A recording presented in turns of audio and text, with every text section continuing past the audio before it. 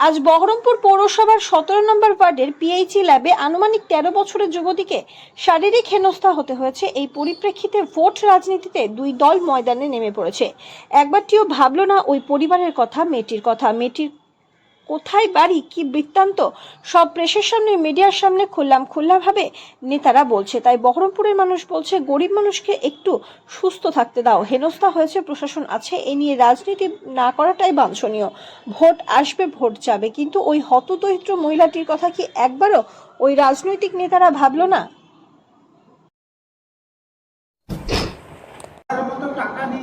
বহরমপুর শহরের ইন্দ্রপ্রস্থের কাছে কমেটের গলিতে পাবলিক হেলথ ইঞ্জিনিয়ারিংয়ের যে একটা ছোট্ট ইউনিট আছে, সেই পাড়াটায় কমেটের গলিতে এদিক থেকে ইন্দ্রপ্রস্থের পাশে একটা 10 বছরের বাচ্চা মেয়েকে ধর্ষণ করা হয়েছে। সেখানে আমাদের কর্মীরা গেছে প্রোটেস্ট করতে, পুলিশ গেছে। এই বহরমপুর শহরকে আর কত নিচে নামতে দেখব আমরা? এখানকার ধর্ষণকারীদের, দুর্বৃত্তদের একটাই কথা বলতে চাই, এই শহরকে ধর্ষণকারী মুক্ত করেছিলাম। এই শহর সুন্দর, শান্তিপূর্ণ এবং মহিলাদের জন্য নিরাপদ ছিল। যে দুর্বৃত্তরা এই শহরের মা বোনেদের নিরাপত্তাকে কেড়ে নিতে চাইছে,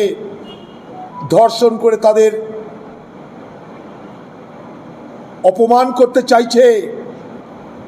তাদের বিরুদ্ধে কংগ্রেসের লড়াই আগামী দিনে আরও তীব্র থেকে তীব্র হবে। এই শহরের বাসিন্দাদের দায়িত্ব নিয়ে বলতে চাই,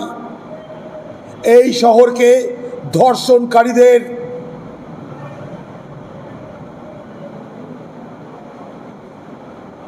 অবাধ অপকর্ম করবার প্রয়াসকে আমরা রুখব।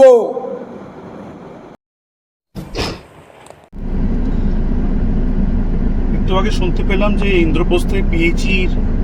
যে ল্যাব আছে, পিএইচির যে পাম্প হাউস আছে, অর্থাৎ ওয়ার্ড নম্বর 17 পাশে একটা ছোট্ট বস্তি আছে। সেখানে একজন নাবালিকা, অর্থাৎ বয়স 13, অভিযোগের ভিত্তিতে যেটা বুঝতে পারলাম, তার উপর শ্লীলতাহানি হয়েছে। এবং এই ঘটনার তীব্র নিন্দা প্রকাশ করে যাতে উপযুক্ত ব্যক্তির আইনগতভাবে কঠোর শাস্তি হয়, এবং পাশাপাশি ওই এলাকায় অলরেডি আমাদের যারা কাউন্সিলর আছে তারা গিয়ে বিষয়টা ছানবিন করে, রেগুলার যারা মনিটরিং করে, সিসিটিভি যারা ওখানে আছে আমাদের বহরমপুর পৌরসভার পক্ষ থেকে, সেখানে এই বিষয়ের পুনরাবৃত্তি যাতে না ঘটে তার জন্য পুলিশকে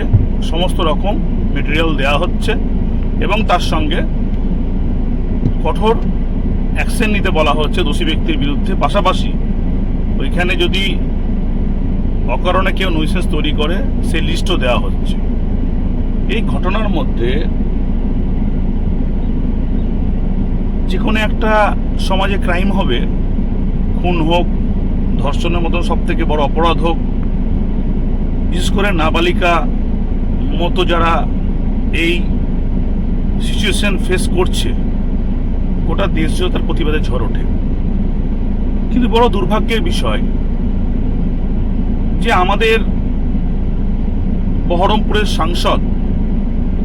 যে কোনো বিষয়ে এখন ভোটে জেতার জন্য কোনো কুল না পেয়ে মরা মাছ থেকে জল, হাওয়া, এবং এতদূর পর্যন্ত ঠিক ছিল একটা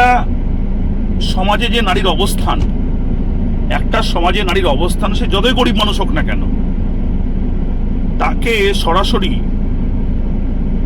ধর্ষিতা বলে যেভাবে প্রেস বাইট করছে, আমার প্রশ্ন, কমপ্লেনের যে ভাষা, সেখানে ধর্ষণের কোনো ইন্ডিকেশন নেই, মেনশন নেই তার পরিবারের দিক থেকে। শ্লীলতাহানি হয়েছে, শ্লীলতাহানিটাও বড় অপরাধ, তারও কঠোর শাস্তি হোক। এই যে তার এই নিজে ভোট পাওয়ার জন্য এই যে প্রেস বাইট করে যেভাবে গোটা মহিলা সমাজকে বা ওই গরিব মানুষ পরিবারটাকে অসম্মানিত করছে, লাঞ্ছিত করছে, সমাজের সামনে সে কিভাবে দাঁড়াবে, যে ঘটনা আদৌ ঘটেছে কিনা এখনো পর্যন্ত মানে সাবজেক্ট টু ইনভেস্টিগেশন, সেটার জন্য আইন আদালত কোর্ট পর্যন্ত আছে, যাওয়ার রাস্তা আছে, বিভিন্ন রকম টেস্টের ব্যাপার আছে, তাকে আগে থেকেই পাবলিকলি তার সম্মানহানি করে দেওয়া, এটা ভোটের জন্য এত নিচে নামার যে অভিপ্রায়, যে প্রক্রিয়া বহরমপুরের সাংসদ অধীরবাবু শুরু করেছেন, এটা তার পরিবারের লোক হলে পরে, যদি তার পরিবারে কোনো মহিলা থাকতো তিনি করতে পারতেন প্রেসে রাজনীতি করতে? আমরা জানি যে কোনো এইসব ইস্যুতে প্রেস মিডিয়া সবসময় নাম হাইড করে রাখে, ব্যক্তির পরিচয় গোপন করে রাখে, তার ছবি গোপন করে রাখে, সেখানে পাবলিকলি তার এরিয়া আইডেন্টিফাই করে তাকে সামাজিকভাবে একবারে ভিকটিম করে দেওয়া, এটা কোন ধরনের রাজনীতি আমি বুঝতে পারছি না। যদিও শ্লীলতাহানি ঘটনা ঘটেছে আমি 100% মেনে নিলাম, ধর্ষণ 100% মেনে নিচ্ছি ঘটেনি, শ্লীলতাহানি ঘটনাও কঠোরতর অপরাধ, তাহলে কি এখানকার সাংসদের দায়িত্ব নেই যে শুধু এই একটা ক্যাপশনের ওপর উনি থাকতে মহিলারা সুরক্ষিত ছিল, উনি না থাকার ফলে মহিলারা অসুরক্ষিত, তাহলে তো উনি তো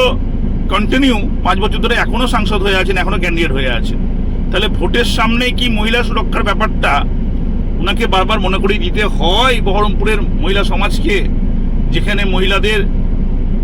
এখানে এডুকেশন পার্টিসিপেশন, বাইরে থেকে মহিলাদের এখানে থাকার প্রবণতা, ব্যারাক স্কোয়ার থেকে আরম্ভ করে লালদিঘির পার গোটা শহরব্যাপী মহিলাদের বিভিন্ন রকম ক্যাফেতে আড্ডা, এই যে মহিলা সমাজের যে অগ্রগতি, এই যে মহিলা এম্পাওয়ারমেন্টের কথা আমরা বলি, মহিলা বিল পাস হচ্ছে, মহিলাদের যে ক্ষমতার অধিকার, এবং ক্ষমতার অধিকারে মহিলারা নিজেরা সাহস নিয়ে কাউরির সাহায্য ছাড়াই, আমি বলছি না প্রশাসন, না আমি, না অধীর চৌধুরী, কাউরির সাহায্য ছাড়াই যেভাবে মহিলারা স্বনির্ভর হচ্ছে, যেভাবে শক্তিশালী হচ্ছে, এটাকে কুর্নিশ অ্যাপ্রিসিয়েট জানানো দরকার। সেখানে একটা নিজের মন গড়া কথাকে, শ্লীলতাহানি এবং চরিত্রগত পার্থক্যকে, দুটোই অপরাধের তারতম্য দুরকম, তাহলে পরে সেটাকে পাবলিকলি ওপেন করে একজন গরিব মানুষের মেয়েকে এরকমভাবে সমাজের মধ্যে কলঙ্কিত করা, এটা অধীরবাবুর মনে হয় একটু দায়িত্ব নিয়ে কথা বলা উচিত। ভোটে হার জিত আছেই, আপনি ভোট রাজনীতি করবেন, কেউ না করছে না, আপনি ভোটে লড়াই করে আপনি অবশ্যই হারবেন, এই জায়গা আপনার তৈরি হয়েছে, কিন্তু আপনি নিজে হারার সঙ্গে সঙ্গে আপনি 25 বছর রাজত্ব যখন করেছেন তার যে ব্যাকগ্রাউন্ড আছে সেটা আমরা তুলতে চাই না, সেটা যেমন রেকর্ডেড, সেটা যেমন আপনার পারফরমেন্স, তার মধ্যে ভালোও আছে খারাপও আছে। দয়া করে রাজনীতি করার জন্য আপনি নারী সমাজকে এভাবে পাবলিকলি কুলসিত করে না। আপনার যদি ইচ্ছা থাকতো আপনি অনেক গোপনে আপনি সেই বাচ্চা মেয়েটিকে, তার পরিবারকে হাইড রেখে, কোর্ট আপনার প্রশাসনের ওপর যেহেতু ভরসা নেই,